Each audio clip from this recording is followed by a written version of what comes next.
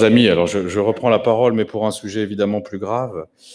Notre sidération, notre colère, notre émotion sont immenses. Et comme je le disais, j'ai entendu vos travaux toute la matinée, et je vois bien que nous partageons tous ce sentiment. Mais j'ai envie de dire comme à chaque fois, parce que c'est pas la première fois. Et c'est difficile, depuis hier, de ne pas penser à toute cette décennie qui a ensanglanté le pays, depuis la tuerie de Toulouse jusqu'à l'assassinat des caricaturistes de Charlie, en passant par le Bataclan, Nice et tant d'autres actes isolés, puisque certains s'obstinent à les appeler comme ça, qui ont quand même égrené année après année et qui fait que certains, je me souviens d'une amie qui travaillait pour un ministre de l'Intérieur de gauche sous le quinquennat de François Hollande et qui disait cette impression persistante de patauger dans le sang. Et c'est vrai que ce sentiment qui nous étreint, qui étreint tous les Français, parce que là, vous avez des échos, je suppose, comme moi, des mobilisations spontanées, des manifestations de solidarité avec les enseignantes et les enseignants. Ce sentiment, évidemment, celui de la compassion, celui de l'émotion, on ne peut pas en rester là, parce qu'on est des militants politiques, et que les gens, ils attendent de nous pas seulement de la compassion, de l'émotion, mais ils attendent de nous surtout des réponses, des solutions. Et ça, c'est le plus compliqué, parce que qu'est-ce qu'on va faire de cette émotion? Est-ce que ça va être, une fois de plus, un sursaut moral, intellectuel, politique, mais qui ne débouche pas sur des préconisations, sur des actes? Et j'en reviens finalement au fil rouge de cette journée, la République, parce que la République, évidemment, nous, c'est notre code génétique. On aime ces mots, ces valeurs, ces principes, mais pour bien des Français, il faut quand même l'avoir en tête, pour bien des Français, ce qui compte, c'est la République en acte, c'est l'action, et pas seulement les mots. Et c'est là que ça devient difficile, parce que, évidemment, il faut d'action, il faut des preuves. Alors vous allez me dire, la première chose, et en tant qu'hommes et femmes de gauche, il faut le dire, il faut de la fermeté, il faut de l'intransigeance, par rapport à une idéologie qui s'appelle l'islamisme, on ne va pas se cacher, qui est un fascisme, et qui, comme tous les fascismes, vise à diviser, à segmenter le corps social au détriment de la cohésion nationale. Mais l'État n'a pas besoin de nouvelles lois. Le gouvernement n'a pas besoin de nouvelles lois pour s'attaquer frontalement au terrorisme islamique. Je le dis parce que vous allez voir dans les jours qui viennent une surenchère, notamment venant de la droite, mais peut-être du gouvernement, qui va dire on va faire une nouvelle loi. Non, c'est pas vrai. Les lois, elles existent. Les textes, ils existent. Mais ce qu'il faut d'abord, c'est les appliquer, puis il faut surtout des moyens pour celles et ceux qui les appliquent.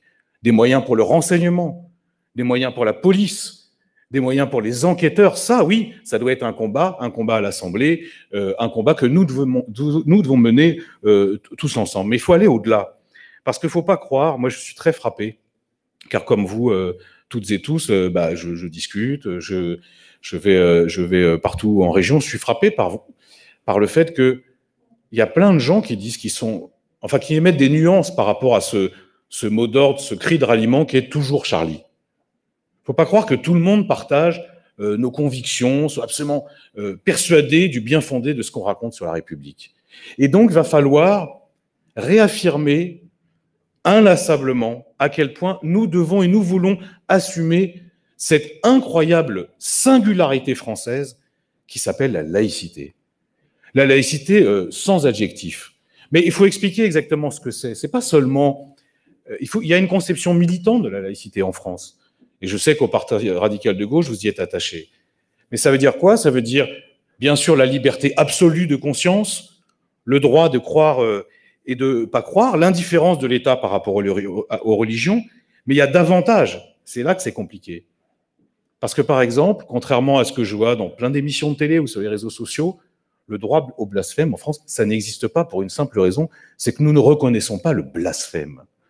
Mais ça, c'est dans le débat public aujourd'hui. Ne croyez pas que ça soit évident.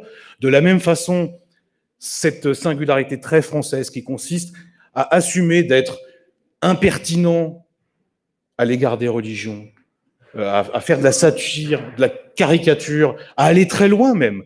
Mais ça fait partie de notre ADN. Mais il faut en convaincre, et notamment de la nouvelle génération, parce que c'est pas si simple. Donc ça, c'est le premier point. Je crois vraiment que c'est notre devoir de militants de se mobiliser là-dessus.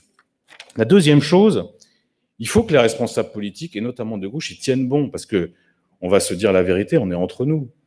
Il y a eu beaucoup de renoncements. Il y a eu beaucoup de petites lâchetés. Il y a eu beaucoup de concessions qui apparaissaient anodines et qui en réalité ne l'étaient pas. Il y a eu beaucoup d'autocensure aussi. Et je vais revenir sur le cas particulier de l'école. J'ai entendu ce matin Bernard Cazeneuve qui disait « l'école est un sanctuaire ». La vérité, c'est que l'école devrait être un sanctuaire, mais qu'elle ne l'est absolument pas. L'État n'est pas imperméable aux tensions, aux contradictions qui traversent la société. C'est normal. Et le problème, c'est qu'il ne faut pas laisser les enseignants tout seuls. Parce que si on se dit la vérité entre nous, c'est pas nouveau qu'il y ait des problèmes dans certains cours d'histoire géo. C'est pas nouveau qu'il y ait des problèmes dans certains cours de biologie. C'est pas nouveau qu'il y ait des problèmes dans certains cours de sport. Mais qu'est-ce que nous disent les enseignants? C'est que trop souvent, ils se sentent seuls et démunis. Parce que parfois, la hiérarchie préfère regarder ailleurs. Parce que parfois, le ministère n'est pas très clair. Parce que parfois même, les élus locaux se cachent derrière leurs petits doigts. Ça, c'est la vérité.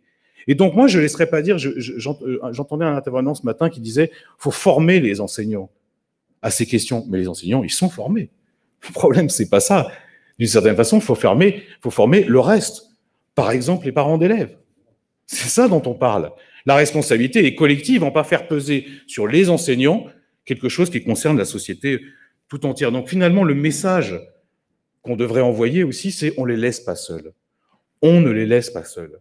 Soutien inconditionnel, inlassable au personnel de l'éducation nationale, parce que comme ça a été très bien dit toute la matinée, c'est là que ça commence. Et il n'y a pas de symbole plus magnifique de l'émancipation par la République que l'école. Troisième point, je vais vite, une évidence, parce qu'on est de gauche, enfin, il faut quand même le rappeler. Il faut combattre le fanatisme. Il faut combattre l'islamisme. Enfin, il faut aussi combattre le terreau qui rend possible le fanatisme et l'islamisme. Et ça s'appelle la misère. Ça s'appelle la ségrégation sociale. Ça s'appelle la relégation sociale.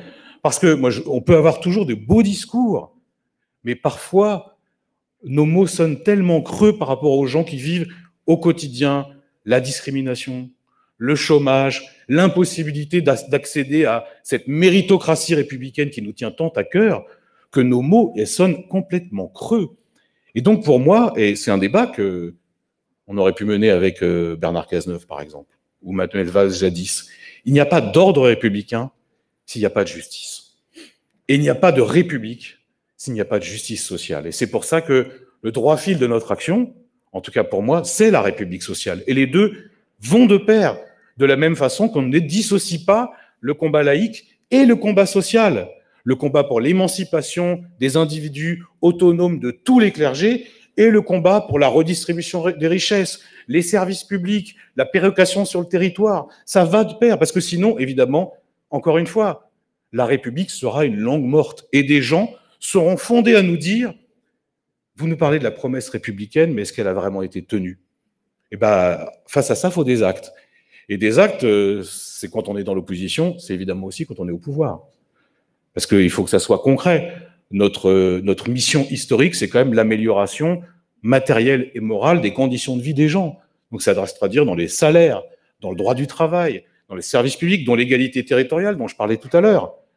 Ça fait partie de notre feuille de route parce que sinon, encore une fois, nos mots seront vides de sens. Et puis dernière chose, là aussi, Bernard parlait ce matin de l'abaissement du débat public. Il a raison.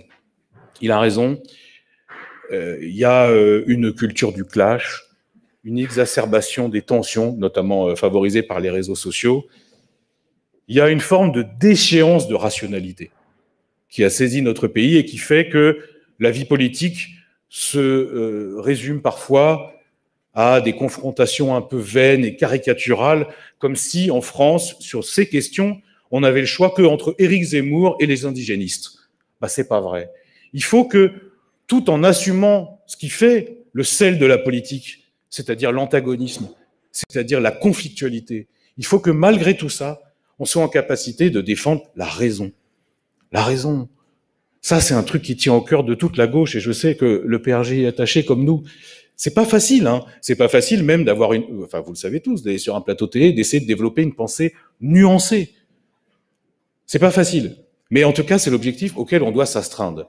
Parce que l'objectif, c'est évidemment que les Français ne soient pas irréconciliables. Or, c'est le risque. Et c'est évidemment l'objectif des terroristes, qui est de diviser durablement les Français et les rendre irréconciliables.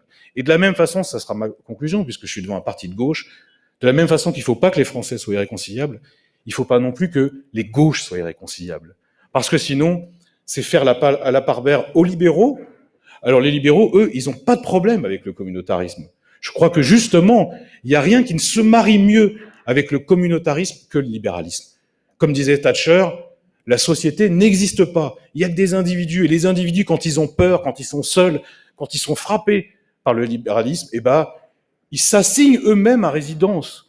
Ils essayent de s'accrocher à des communautés réelles ou fantasmées. C'est ça le but du libéralisme. Ben nous, parce qu'on croit au collectif, parce qu'on croit à l'unité et l'indivisibilité de la République, on doit opposer un projet radicalement différent. Alors voilà, c'est difficile dans cette période, parce qu'il y a en plus la crise sociale, les inquiétudes quotidiennes, elles sont bien réelles, mais je crois qu'on doit être à la hauteur de l'enjeu, à la hauteur de la situation, et surtout dans les jours qui viennent, où vous allez voir, la surenchère va fleurir, il faut une gauche qui soit à la fois unie, responsable, rationnelle, mais capable de porter haut et fort nos principes de générosité, d'universalisme, bref, la République sociale. Merci.